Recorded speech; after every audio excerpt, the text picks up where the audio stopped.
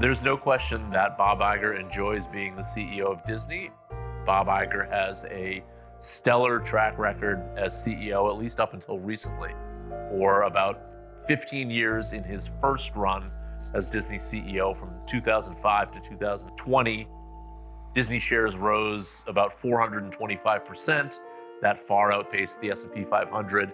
In many ways, he is the standard, the pinnacle of American CEO. He has really struggled with the issue of succession. Did finally step down as CEO in 2020 and handed the reins over to Bob Chapek, and that did not go well. Bob Chapek was Bob Iger's hand-picked successor.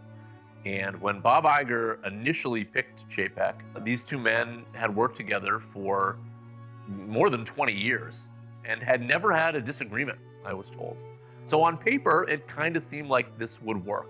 Bob Iger would be the chairman, Bob Chapek would be the CEO, and these two men would work hand in hand. Then, just weeks after the announcement, the pandemic hits the United States.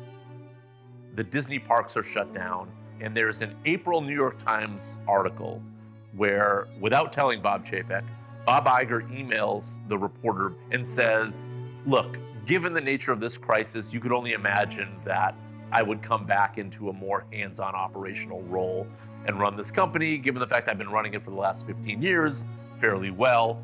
That really irritates Bob Chapek, and I think that's catches Bob Iger off guard. Bob Chapek calls Bob Iger and kind of lays into him. Iger feels like he's kind of never been spoken to this way, at least in a corporate environment before.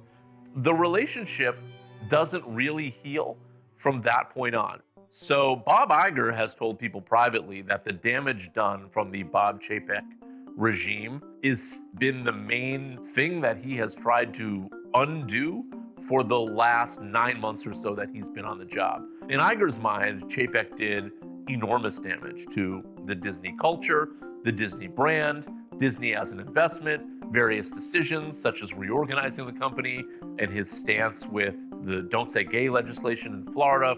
The Bob Chapek defense would argue that he had a mission, and his mission was to transition Disney into a modern media company.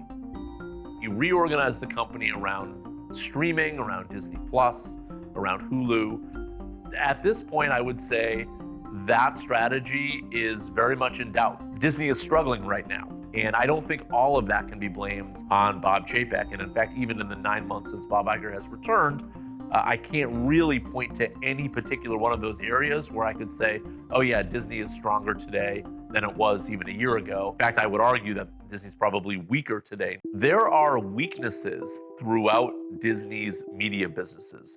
Whether you look at the linear TV business. We're talking, I guess, ABC, the network, the stations, but then the cable networks as well. Yes, correct. FX, Nat Geo.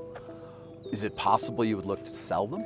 We're going to be expansive. I think if you can interpret what that word means. We're just getting at that work, but we have to be open-minded and objective about the future of those businesses. Yes. Meaning that they're not core to Disney? That they may not be core to Disney. Yeah. Now, there's clearly creativity and content that they create that is core to Disney, but the distribution model, the business model that forms the underpinning of that business and that has delivered great profits over the years is definitely broken. On the movie side, it just has not had the same level of hits from Star Wars. I mean, the last big Star Wars movie was a few years ago now. Pixar used to be just this dominant giant. Even Marvel, which had been this juggernaut, it has been much more stale in recent years than what it was a few years ago. The one asset that has long been a crown jewel for Disney is ESPN. And that too falls back into the bucket of linear TV networks losing subscribers as more and more Americans cancel cable TV every year. So now Iger has talked publicly about finding strategic partners for ESPN.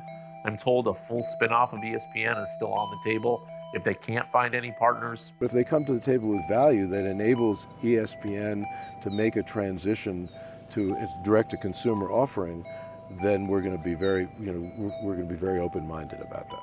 One by one in all these media assets, there's trouble brewing, and Iger's going to have to figure out a way out.